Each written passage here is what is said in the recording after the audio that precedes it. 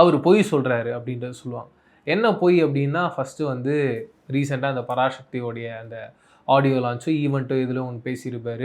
நான் வந்து விஜய் சார் தரப்பில் ஃபோன் பண்ணி பேசினேன் அப்படின்னு சொல்லிட்டு, அது ஒரு கட்டத்துக்கு மேலே என்ன மாற்றிட்டாங்கன்னா, அவர் விஜய் சார்கிட்டே பேசினார் அப்படின்ற மாதிரி மாற்றி, அதுக்கப்புறம் வெளி சைட்லேருந்து பேசி, இல்லை அவர் விஜய் சார்கிட்ட பேசல, விஜய் சார் மேனேஜர்கிட்ட தான் பேசினார் அப்படின்ற மாதிரி நியூஸ்லாம் போயிட்டு இருந்தது. நீங்கள் அந்த வீடியோ கிளிப்பிங்கை போட்டு பார்த்தாலுமே தெரியும், அவர் ரொம்ப தெளிவாக சொல்லியிருப்பார்.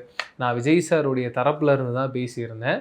அவங்க ஓகே இந்த படத்தில் இந்த தேதியில் இந்த பராசக்தி அப்படின்ற படத்தை ரிலீஸ் பண்ணிக்கோங்க, எங்களுக்கு எந்த விதமான பிரச்சனையும் இல்லைன்னு சொல்லிட்டு விஜய் சார் சைட்லேருந்து க்ரீன் ஃப்ளாக் வந்ததுனால தான் நாங்கள் இந்த படத்தை பண்ணுறோம், அந்த படத்தை அந்த டேட்டுக்கு ரிலீஸ் பண்ணணும் அப்படின்றத மென்ஷன் பண்ணியிருப்பார். இதுலேருந்தே தெரிஞ்சிருச்சு அவர் வந்து எந்த விதமான ஒரு பொய்யும் சொல்லன்னு. ரெண்டாவது ஒரு இடம் எங்கே கன்ஃபர்மேஷன் ஆகுதுன்னா, ஒரு இடத்துல வந்து மாநாடு படத்தை பற்றி பேசியிருப்பார். அது ஒரு இன்டர்வியூ. அதில் என்ன சொல்லியிருப்பார்னா, வெங்கட் பிரபு சார் வந்து நம்ம சிலம்பரசன் சார் வச்சு மாநாடு பண்ணிகிட்டு இருந்தார். நடுவில் ஒரு சில காரணங்களால் அந்த படம் பிரேக் ஆச்சு. அந்த பிரேக் ஆனதுக்கு அப்புறமா என்கிட்ட அந்த கதை வந்துச்சு. நான் பண்ணுறதா கேட்டிருந்தாங்க.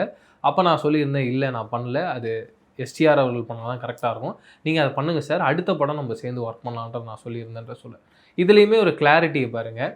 மாநாடு படம் ஏதோ ஒரு ரீசனுக்காக பிரேக் ஆகிருக்கு. பட் சோஷியல் மீடியாவில் என்ன போட்டு அடிக்கிறாங்கன்னா, எஸ்டிஆர் வந்து அந்த படத்துலேருந்து வெளியில் வந்துட்டார், அதன் காரணமாக சிவகார்த்திகேயன் கிட்ட வந்தது, அதனால் சிவகார்த்திகேயன் வேணான்னு சொன்னார் அப்படின்ற மாதிரி போட்டு அடிக்கிறாங்க.